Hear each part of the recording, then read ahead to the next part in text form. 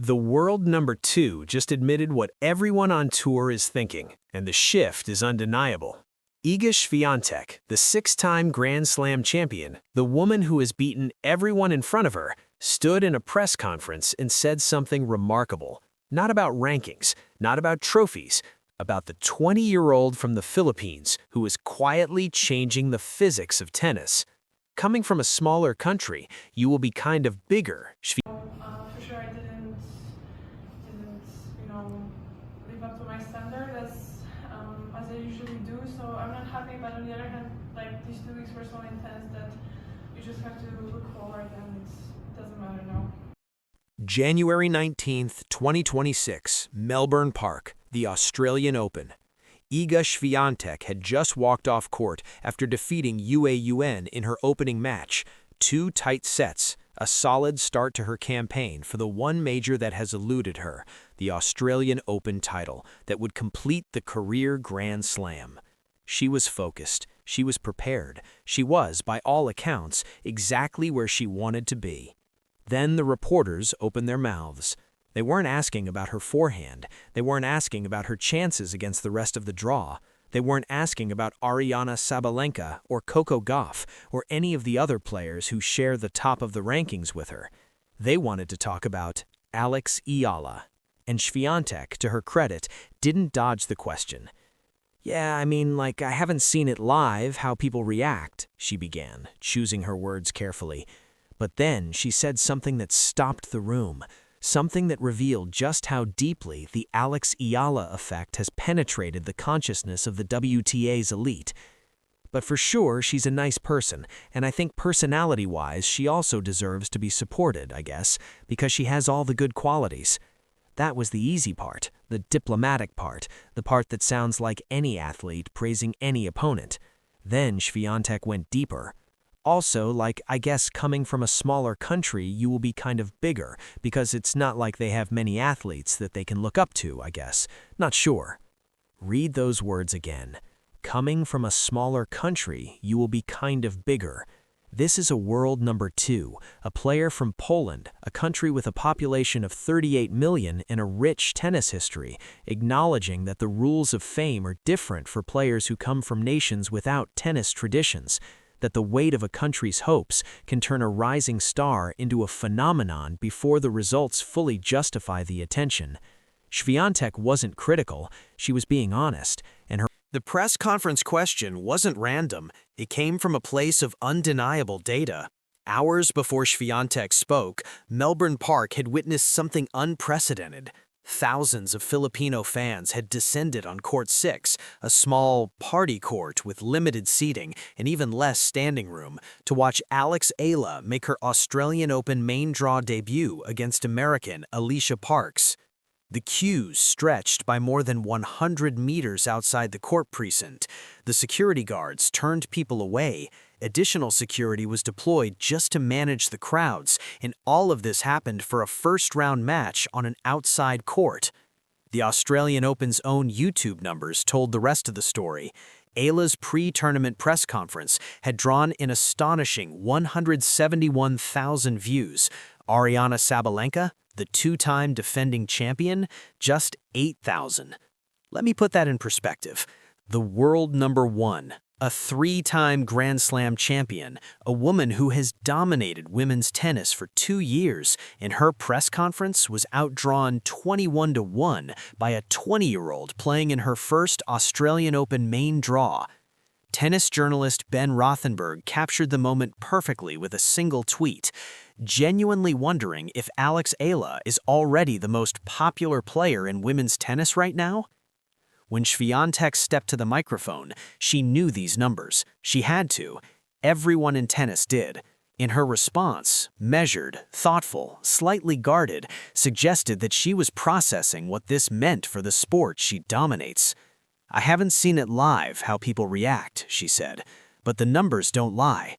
The crowds don't lie. The queues stretching 100 meters don't lie." Świątek saw the evidence, and she understood. Let me take you back to a moment that changed both players' trajectories forever. March 2025, the Miami Open, Quarterfinals. Alexandra Eala, then just 19 years old, ranked outside the top 100, entered as a wild card. She had already pulled off 2 upsets, beating Jelena Ostapenko and Madison Keys, but standing across the net was the world number 2, Iga Świątek, the 4-time French Open champion, the woman who had dominated clay and hard courts alike. The tennis world expected a routine win. Świątek expected a routine win. Instead, Eala delivered a masterclass. She won 6-4, 6-2, straight sets against the world number 2, a performance so complete, so fearless, so unexpected that it sent shockwaves through the sport. Eala's tactical approach was brilliant. She targeted Świątek's forehand with flat, deep strokes that neutralized the Pole's heavy topspin. She mixed drop shots with powerful baseline rallies. She used her slice backhand like a surgeon's scalpel, disrupting Świątek's rhythm and forcing errors. The result? 32 unforced errors from Świątek, a rare off day for the 4-time major champion. But was it an off day, or was it forced? I think her game style is pretty different, I would say, with change of rhythm, a lot of slices, a lot of shots that she can surprise with, Świątek would later say of Eala. Yeah, I guess she can for sure sometimes use that as a surprise. That's a champion's way of saying, she caught me off guard, and she did it in a way that I haven't forgotten. Now, fast forward. Let me ask you something. What does a 6-time Grand Slam champion see when she watches a 20-year-old with no titles and no major quarterfinals? If you're Iga Świątek, you see yourself. Not in playing style, not in trophies, in something more fundamental. Świątek comes from Poland, a country with a population of 38 million, a proud tennis history but not a traditional powerhouse like the United States or Spain or Russia. When she was rising through the ranks, she carried the weight of a nation's hopes, not as heavy as what Eala carries. Poland had produced tennis players before Świątek, but the feeling of being the standard bearer, she knows that feeling.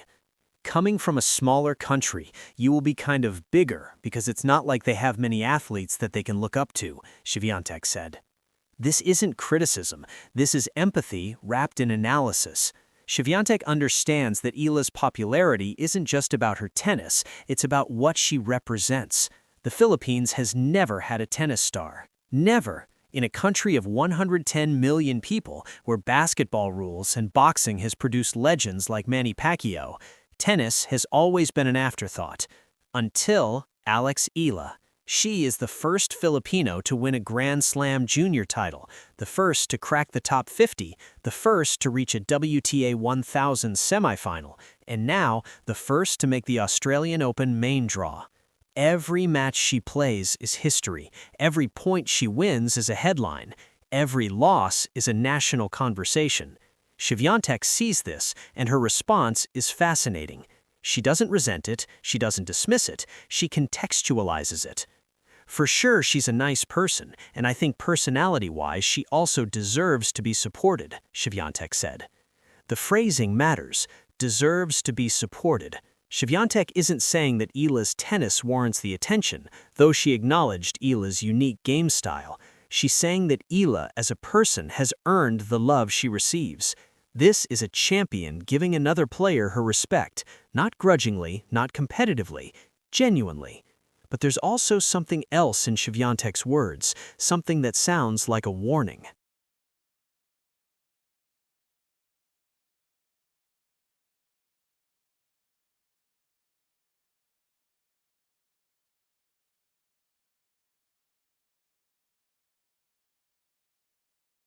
Here's the question that Świątek's comments raise, and that she never directly answers.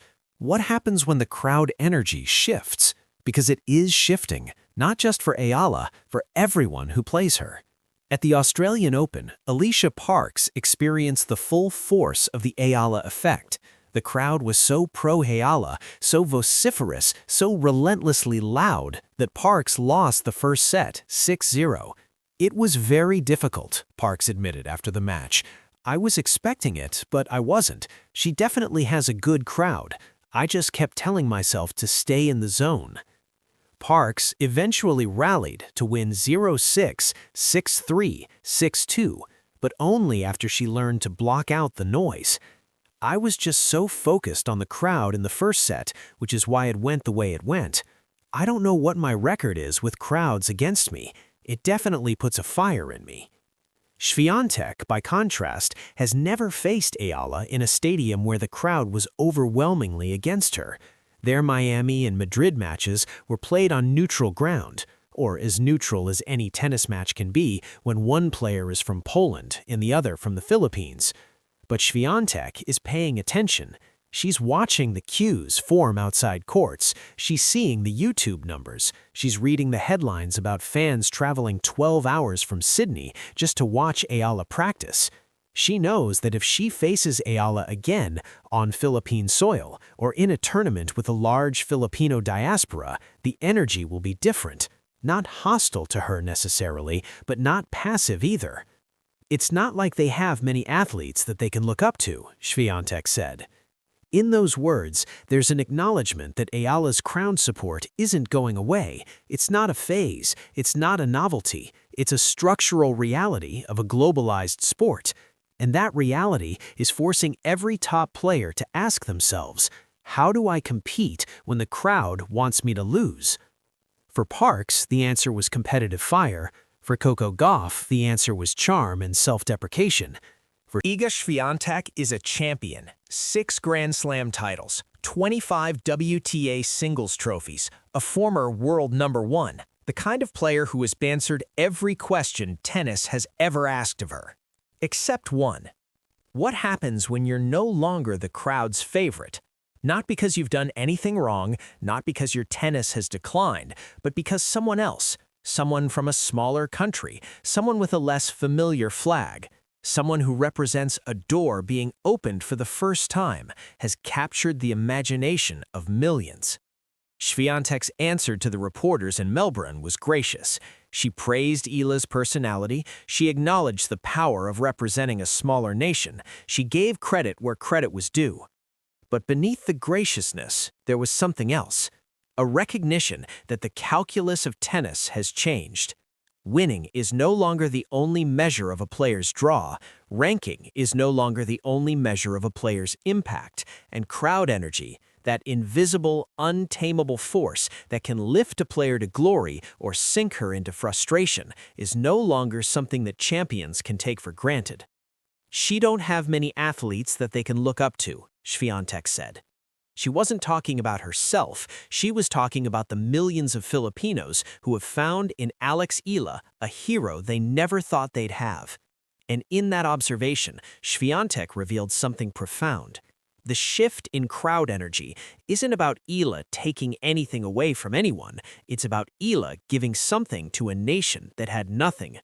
Świątek understands that. Iga Świątek stood at a microphone and said something that no one expected. Alex Eala's popularity isn't just about tennis, it's about history. Coming from a smaller country, you will be kind of bigger, the 6-time Grand Slam champion observed.